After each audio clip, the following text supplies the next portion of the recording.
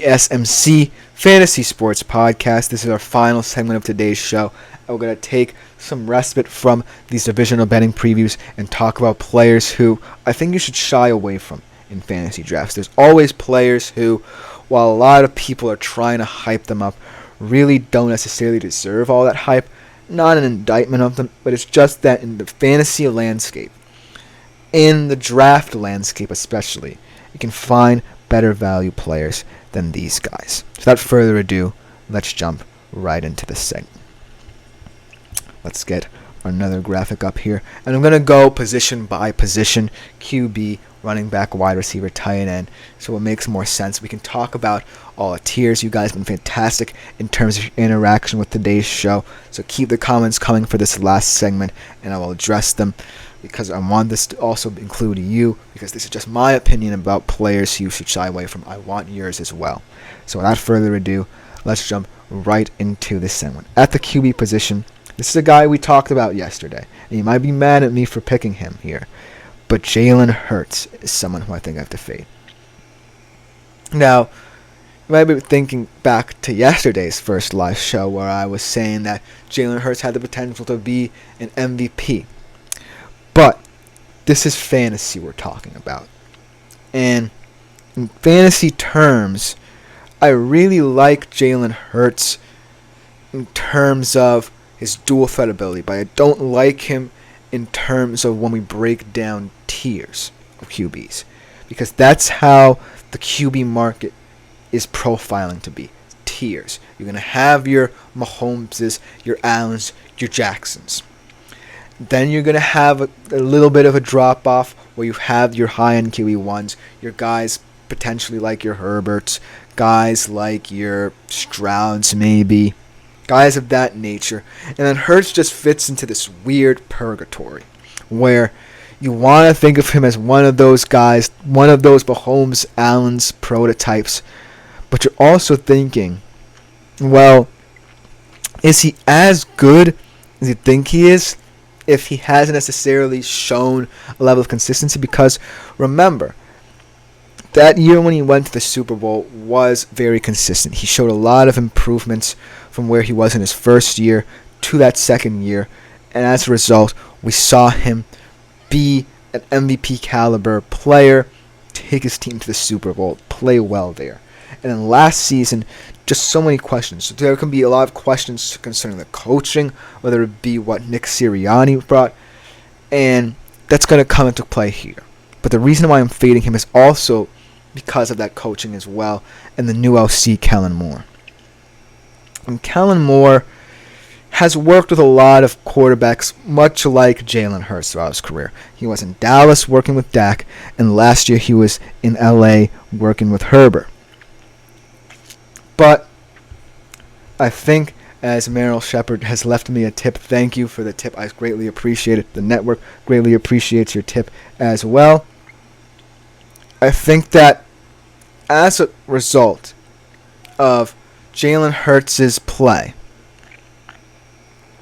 it's going to come down to whether or not Kellen Moore can really seep into this concept of this guy who's in a fantasy tier where he's wanting to be recognized as one of the superstars, but also being seen as someone who could fall to the wayside. And that's where he is right now. He's in the category along with players like Dak and Herbert, who Kellen Moore has worked with. As Tap to Learn does make an astute observation here that he has two studs in Brown and Deontay. I believe that you mean Devontae Smith, so I think his floor is high. And that is an outstanding point. But I do believe that this year, especially, with a new OC coming in, and this weird tension surrounding last year and what went wrong for them last year, I'm going to have to say Jalen Hurts isn't going to go as high as you expect. In my particular fantasy draft, he actually was the second QB taken. I think that he is kind of going to be in that 5th to 6th to 7th QB taken off the board. It's not an indictment of him, because he still is someone who I think it can be taken highly and can perform for you. But in terms of where we rank him, we talk about fantasy football. I don't think that he's just on the periphery of superstardom yet, like a Mahomes, like an Allen, like a Jackson.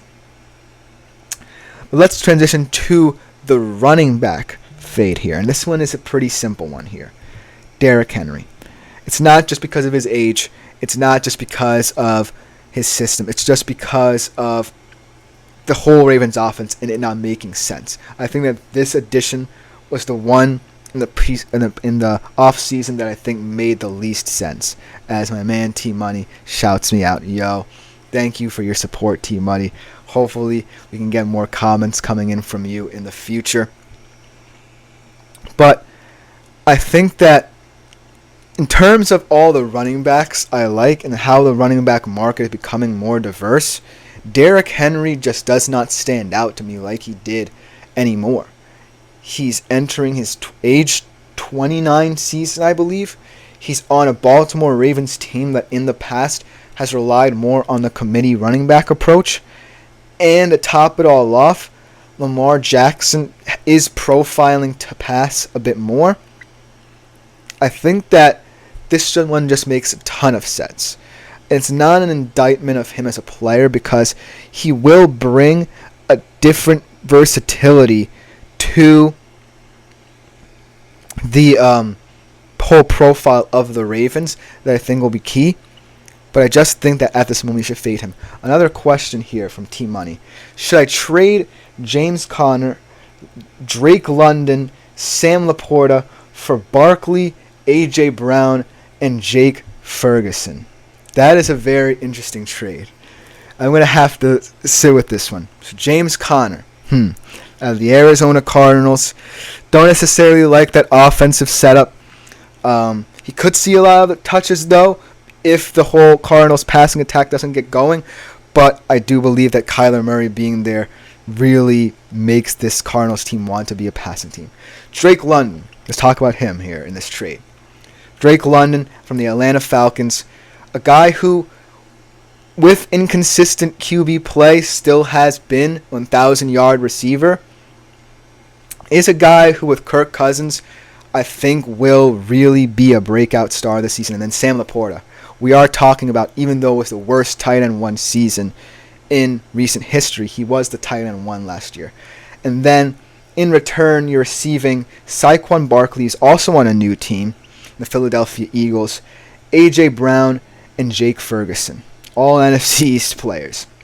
I do not think that this trade should go through because Saquon Barkley was very close to being one of the guys I fade as well, because transitioning to the Philadelphia Eagles, I like him as a smash mouth player in that Eagles system, but I just think that he is someone who I don't necessarily want on my fantasy team if I want big production and breakout potential. And then A.J. Brown and Jake Ferguson.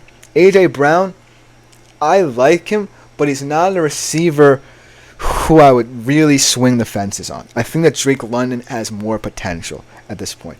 A.J. Brown actually has snuck under the radar in the past, and it's not an indictment of him, but he is just someone who I don't necessarily see being a guy who is going to step in to your fantasy team and give you that much production. I just think that Drake London right now has finally a quarterback who can get him the football. And then I don't think that Jake Ferguson's better than Sam Laporta at this point in time. He's a better red zone threat maybe, but Sam Laporta is setting the standard for young tight ends right now. And you might say, well, Sam Laporta's in a offense where he's not going to get that much targets because of the wealth of talent in the Detroit Lions system. And Jake Ferguson, it might be a nice little option for the Dallas Cowboys outside of CeeDee Lamb. But at this current stage, Sam Laporta is a tight end one, and he should be treated as such in this trade. As T-Money says, I appreciate it. That was a fantastic question. It's a very interesting, very depth trade because it really shows the difference in how you view different markets, right? Connor, London, and Laporta, all upcoming players, Saquon, A.J. Brown, Jake Ferguson. You have two guys who have really cemented themselves, and then Jake Ferguson as well. But overall, I think that you should ease off of that trade. It's a fantastic question. I really like that debate because of how interesting that trade was and how I had to really let it sink in. Let's get back to the point of guys who should fade. Derrick Henry, running back. That's simple. Let's get to the wide receivers here. And the wide receiver that I want to fade, saying that Connor, also T-Money again, great with comments here. Connor was a top 5 running back when Kyler was healthy as well. He was. And I think that that's going to be a big part of their offense should, that offense want to diversify more. I don't think it will all be about the pass just because Kyler's back healthy. I think that this could be a very run-oriented offense. Kyler himself is a dual-threat player. Connor, when healthy, when he has Kyler in the backfield with him, is also a fantastic runner, as you alluded to, T-Money. So, another fantastic comment. Let's get to the wide receiver. A lot of tri-state area fans will not be happy with this one, but wide receiver you should fade. Malik Neighbors. It's nothing against him. I think Malik Neighbors is an outstanding athlete, perhaps the best wide receiver in the Giants room. But that is the main problem. He is the best wide receiver in an abysmal offense. And I think that when you have something like that, a situation like that where you are the anomaly in a wide receiver room that really doesn't profile as one where you kind of set up as the guy who's going to get them out of attention. I don't necessarily think that pressure is good for a young wide receiver, especially in that New York market, especially when Daniel Jones has so much pressure on him as well, especially when Daniel Jones has so much pressure to throw to you that he kind of forgets the whole offense. And so, as a whole, the Giants' offense is one that you should fade. And I'm sad to say that Malik Neighbors is someone that you should fade right now, because in the future I think he could be an outstanding player. At this current moment in time, Malik Neighbors does not profile as someone for your fantasy squad this season that can help you impactfully. And then to close out the show, tight end that you should fade right here. And we were talking about this guy just a little bit, and T-Money might get mad at me for, calling this guy the tight end 1 and saying that you shouldn't do the trade and you should keep him, Sam Laporta. I think that, I'm not fading him as much as saying, oh, you should completely not draft him. I'm just saying that when I say worst tight end 1 season in recent history, that worst definitely means something. And he still is a young tight end. Let's be honest here. And we talk about the tight end market. We've talked about so many times in the show. We talk about who do you value now. The Sam Laportas of the world or the Travis Kelce's of the world. There's still merit in taking Travis Kelce's and Mark Andrews and players of that profile and what have you over Sam Laporta. That being said, I understand why a lot of people are still so high on Sam Laporta. And I don't want to dissuade you that much in terms of not drafting him, because that's not the point here. This is just a guy who I think that you should shy away from. Not you have to. And so I think that this year especially is going to be a telling year for the tight end market as a whole, because if Sam Laporta does perform, that makes it an interesting question as to whether or not we're going to see more young tight ends like Sam Laporta, like Trey McBride come off the board earlier. And so that's where I want to see people shy away a little bit from him this season, so that if he does perform again this season, next season we have a more diversified and open tight end market, if that makes any sense. But thank you guys so much. That will just about do it for this show and this edition of the GSMC Fantasy Sports Podcast. Thank you guys for the comments. Fantastic comments. Fantastic comment. Got to go to my dog, T-Money, right here for that trade. I think that was a fantastic little deep dive into the world of fantasy football. So kudos to you. But like before, follow, and subscribe to the show and the network as a whole. It's a huge support to all concerned at the network, especially my fellow podcasters and myself. Also, continue with the super chat, super thanks, and super stickers. Make yourselves available to that because they will be very helpful in the future. Thank you guys yet again. This has been the GSMC Fantasy Sports Podcast. I have been Chris Shepard. Thank you. We'll be back same time tomorrow, 3:30 Eastern Time. Thank you.